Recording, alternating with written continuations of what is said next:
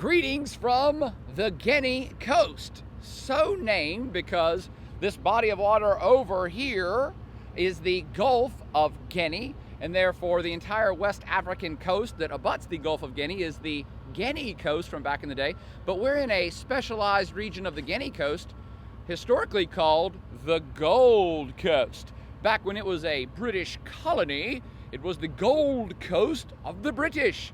But we can do better than that, because that's historically, in today's world, this is the Ghana coast, because this is the great state of Ghana. So the Guinea coast, the Gold Coast, the Ghana coast, the three G's right here laid out behind me. And that's what I wanted to talk about today, because I typically don't do a country report where every country I go to I say, well, here's what's going on here, and here's why it's so great. I don't do quaint, cutie crap like that. You know me.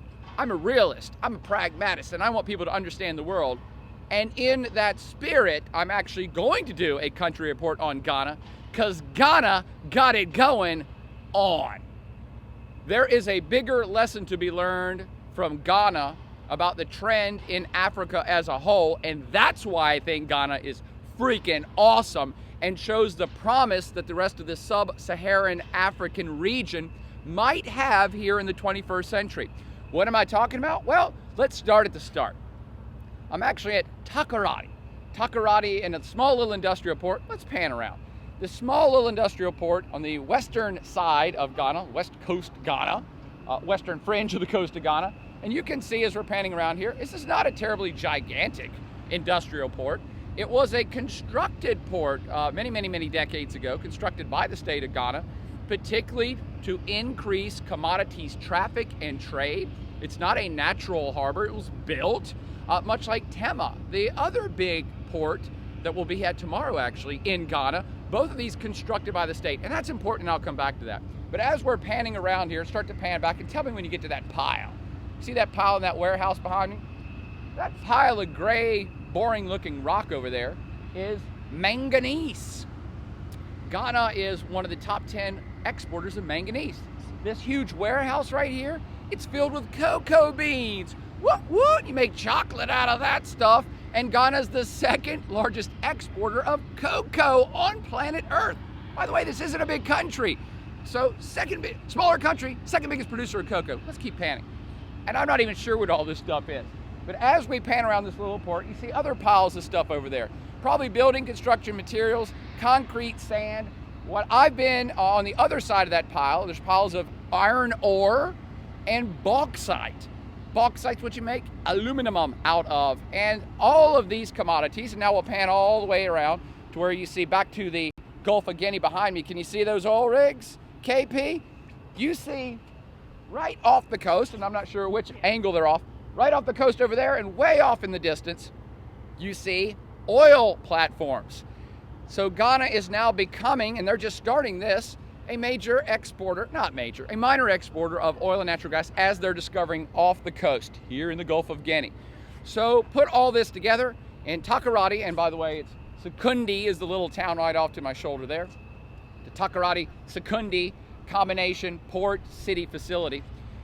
It's small, it's working class. This isn't for tourists necessarily. And what are they doing? Why did they build this here? To export commodities to the world. Commodities that the world needs and wants to fuel the world economy. If you just stop there, you'd say, well, that's great.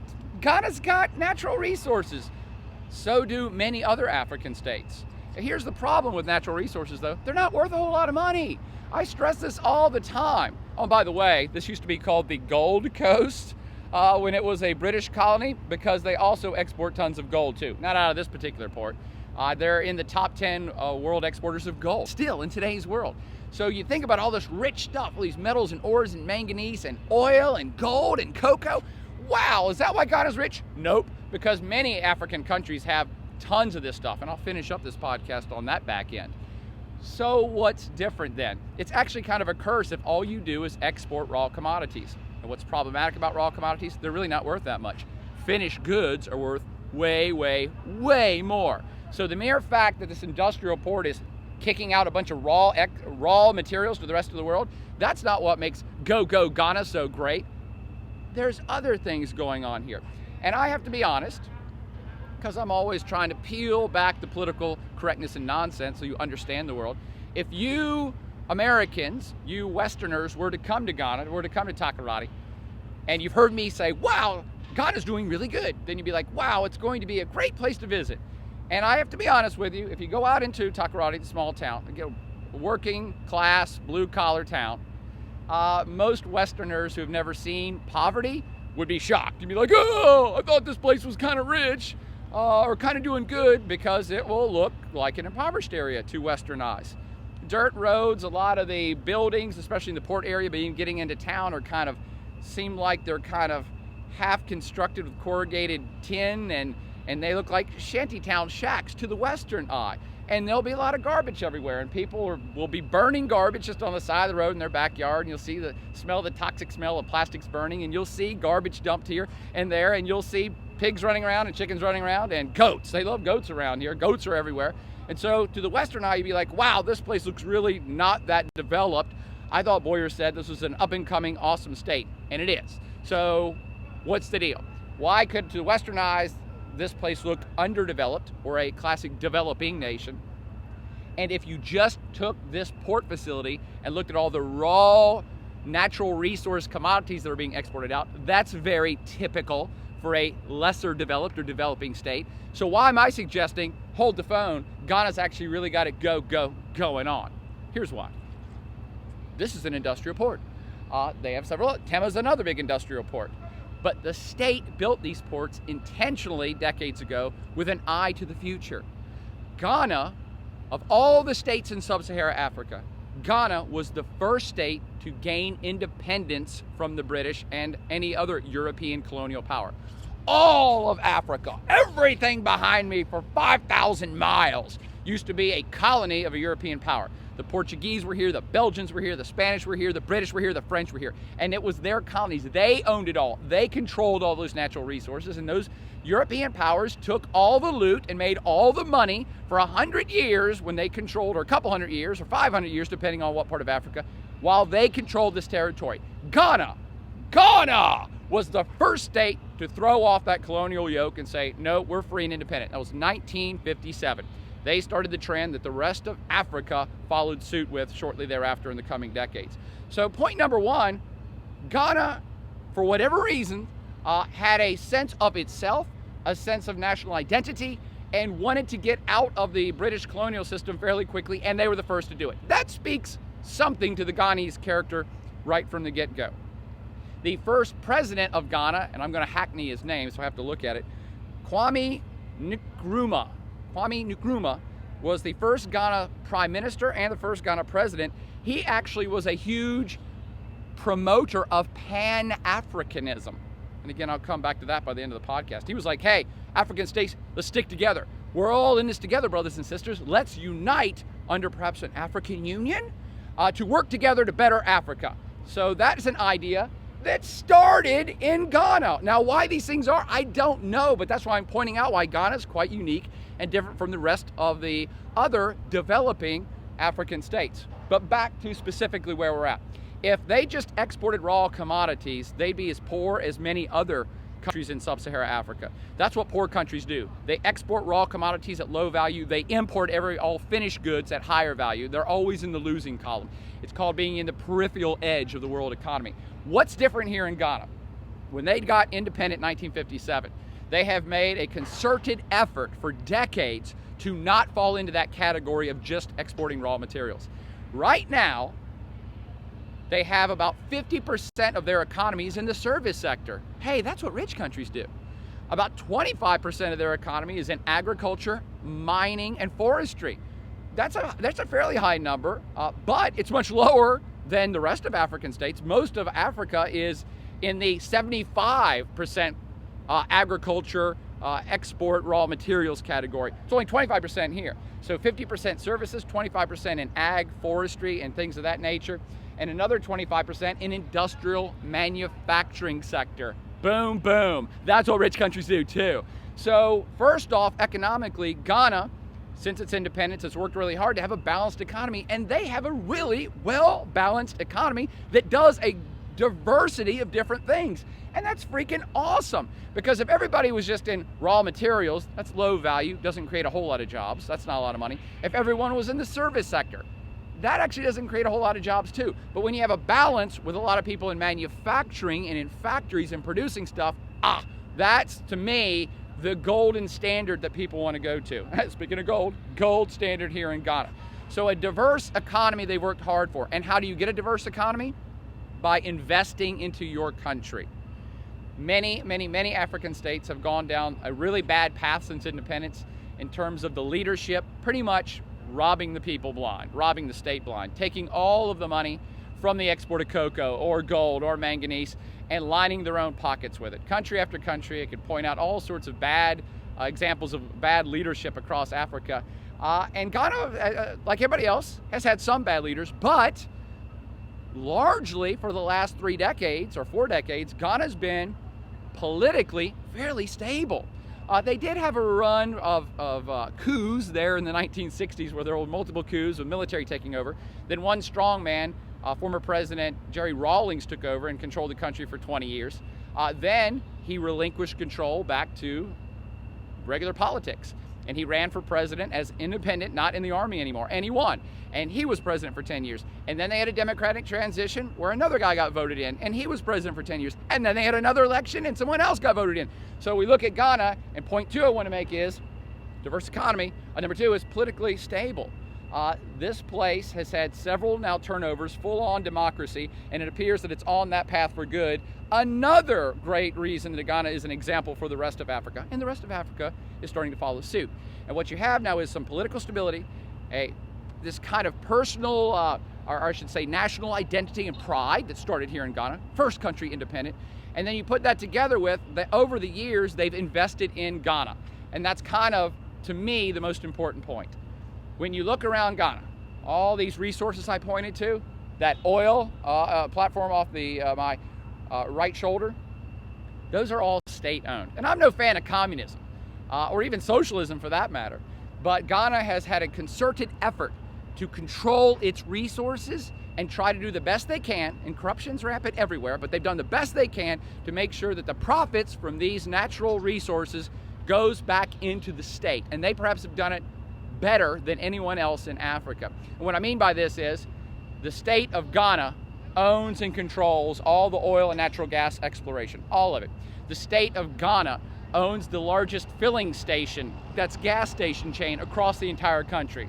Own it and control it and make all the profits off of it. Ghana is making efforts now to nationalize many of their other mining operations that they don't already control. The manganese, the iron ore, the bauxite, the gold. They're going to try to tilt the balance of power in these sectors so that it benefits Ghana the most. Another thing they're doing is that back in the day, when they built these ports 5 or 6 or 7 decades ago, they also constructed a major highway from north to south in Ghana. At the time, it was what we call a highway to nowhere. Famous pork barrel spending in America, where senators would get money to build stuff in their states that was going nowhere or did anything, but it was just pork. Well, they built a highway to nowhere here in Ghana, but to me it wasn't to nowhere. That's infrastructure. They've invested in port infrastructure. They've invested in road infrastructure. And even if the road was to nowhere 50 years ago, it's to somewhere now. You're connecting up your state. You're investing in your state to help grow your economy, to help connect things up and grow. So that highway might have been a joke 60 years ago, but now people use it. And that, again, is very atypical of many other African states' experience of the last 60 years since they've become independent. Well, actually, some of them only 40 to 50 years, some of them only 30. That this country, for whatever reason, Ghana pride, African pride, national pride, independence pride, whatever you want to call it, has invested in itself. And to wrap up that, not only do they control a lot of the state industry, so the money floats back into Ghana so that they can invest into Ghana, you also have, and I'm not sure why this is, a lot of Ghanese-controlled companies. And boom, boom, boom, I love seeing that. There are many, many companies from Ghana that aren't government-controlled. They're Ghana people-controlled. RIG Communications is one of them. RIG Communications builds, I think, tablets digital tablets, and cell phones. What? What? An African state that makes high-end technology and export it? Yep, that's it right there. That's Ghana. So, and it's a Ghanese-owned company. There's another company that I thought was interesting that actually harvests wood from the bottom of Lake Volta. Lake Volta is about 500 miles that way. Not even that, maybe 300. Lake Volta is the largest lake on planet Earth by surface area. It's a dam. Okay, they built that again back in 1935, 40, 50. Dammed up the Volta River, a gigantic river, and made the largest lake by surface area, like 3,275 square miles. Why I know that, I don't know. The fourth largest lake on planet Earth in terms of total volume of water. And what they immediately did after that was build a big hydroelectric plant on it. Ghana exports hydroelectricity to neighboring states. Who else? What other state can say that? So you got a state with tremendous natural resources and now man-made resources like the Lake Volta hydroelectric grid, a green energy. And again, you start to look around all Africa. What other African states have gigantic rivers? Almost all of them. So tremendous potential, and Ghana is leading the way on what you do with that. Again, back in the day, and even today, people may look at Lake Volta hydroelectric grid and say, well, that's kind of a joke. It's kind of old. It doesn't export that much energy. What do they need that energy for anyway? They have oil. That's what states with foresight do. They look ahead. They invest in themselves for not just now, but for the future. They actually have something in Ghana called Vision 2020. Ghana got vision. The 2020 vision is that we're going to make our state the first developed country, fully developed country in Africa. Now, whether they're going to do that by 2020, it's a bit of a stretch. But it's the fact that they have the vision, which is important to me. They got the vision. They see themselves as something more than a victimized state or an old colonial state or a poor state. For whatever reason, Ghana works really hard to have a vision of the future. And I love that about them. Oh, I forgot to tell you about the rest of the Lake Volta. So Lake Volta's over there, gigantic. And there's a Ghana-owned company that is harvesting the timber that's underwater for hardwood flooring and for other industrial uses and for other artistic uses. It's a Ghana-owned company. Rig Commodities is a rig. Tablet production is a Ghana-owned company. All the natural resources, Ghana-owned companies or Ghana government-controlled companies. That is why Ghana is different. That is why Ghana is likely to become the first fully developed, rich, I guess, at least relatively rich African country in all of Africa. And that's why it's so exciting and such a lesson to understand about Africa's future as a whole. Because here's the deal. Ghana, like all other states in Africa, has had many, many, many cards played against it. Many chips on its shoulder. Many negative historical circumstances which have put them in a very challenged position. I told you this is the British Gold Coast. It was. And all of the European powers came here as early as the late 1400s to try to claim pieces of this coast because it had gold, because it had pepper, because it had wheat, and also because it had slaves. This whole area you see behind me, the whole Guinea coast, became the epicenter of the Atlantic slave trade. Perhaps 12 to 14 million Africans taken out of this area, an area from current-day Sierra Leone and Liberia all the way down this coast, around the Bight of Benin and the Bight of Biafra, all the way down to Angola. This was the epicenter where they extracted humans out and took the human capital out of here and moved it somewhere else. That's significant. That's another big strike against this whole area. They've been exploited for 500 years, and Ghana is not letting that get in the way. Ghana is pressing forward. Ghana is leading an African future that I think for the first time in my lifetime, and I'm sorry, I always have to be honest, for most of my life, we've looked at Africa and said, oh my gosh, they're just so desperately behind and it's so hopeless there. I have now changed my tune. I now see hope in Africa, and Ghana's leading the way. And let me finish on this. Not only have they given all the examples that I've talked about, a more balanced economy, leading the way in investing in their own infrastructure, looking forward, a Vision 2020, not letting international corporations or other governments push them around. That's what other African states need to do. Sorry, I got to put in this sideline story before I end too. Ghana has also hitched its post hitched its wagon to China. There are tons of Chinese workers here. There's tons of Chinese investment here. That's typical for Africa as well. But here's the difference between Ghana and the rest of Africa. China's businesses usually do a lot of underhanded things like import in workers under the radar so that the Ghanese government don't know they're here. And maybe they have expired green cards and expired work visas and maybe don't even have a passport. So they've been smuggling Chinese workers into work here. Just a few months ago, the Ghanese government did a raid on a lot of these Chinese companies and said, hey, look, you got like 500 undocumented workers here. Get them out. And China came in and said, well, by the way, we're China. So if you better not punish our citizens. You better do what we say because we're China. We've invested a lot of money here. And Ghana said, get out. Get them the hell out of here. That's a state that's asserting itself in the world. They're not going to be pushed around by China, by the British, or by anybody else. And that's where I want to end in terms of an example for the future.